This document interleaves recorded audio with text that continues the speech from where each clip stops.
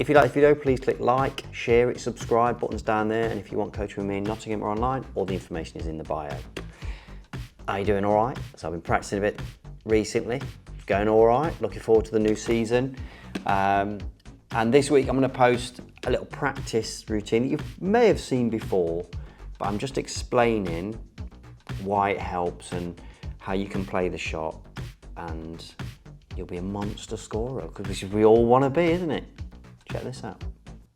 Right, here we go, little practice routine that's going to help you score or control the cue ball, basically. You're going to play cannons on each red. You can do them in order, you can pick one randomly, but again, you're always practicing a high black. Nothing wrong with that. And again, this is a right cut, this is. So every one of these cannons is going to be a trace of left. Even that one over there, yes. And you're going to move up and down the cue ball. Now this is a benefit because obviously sometimes you might not be playing a cannon, you just want the white to go on that line, and you can sort of get it there by picking those heights. Now, the heights might be different for different people because of the way the cue action works, the way it's jacked up, the way they hit it.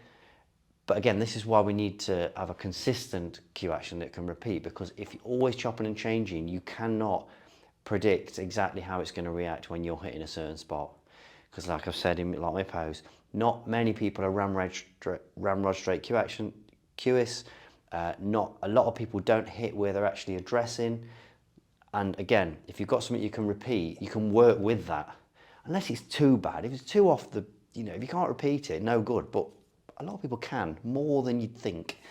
But anyway, so what you're doing is learning the heights. Now, different tables are going to be different because they're going to come off a cushion slightly different. So again, if you know what happens when you hit a spot, you can just work with that, can't you? Do you see where I'm going with this? So anyway, so I'm going to try and pot this one in. Sorry, kind of that one there. So trace a left, I know where that is. Pick a height. So hopefully I can get this. Here we go, let's try and get it. I've got a cannon. Good to go, like it.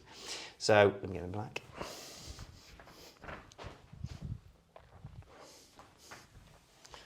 Now obviously if you're too high, you can't get over there with the trace left. But I'm talking about from that position there, that perfect high black position. Anywhere around there, you can get over there with a trace left, right? So I'm going to prove that now. So here we go. So there we go there. I'm going to try and cannon that one.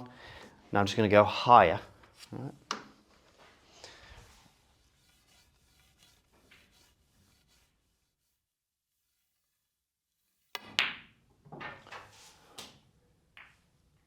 Mad. So there you go. And I'm just going to move up and down that line. I'm going to try and do another one now. Which one shall I choose? What I'm going to do, I'm going to try and cannon the pink. So this is going to be from this angle. Again, I played a lot of snooker. That's what you want to do, isn't it? Play snooker. You can learn this shot. So I'm going to think, right, with the way this table's playing, all these things going on my head, the height, I want to catch it. And let's see if I can cannon the pink. Now this is the last one to play, so I'm bang under pressure because I have to do it all over again. Here we go. So I pick a bit higher, not quite as high as I did there. Perf. So there you go. You've probably seen it before, but just explaining why it's a benefit to you.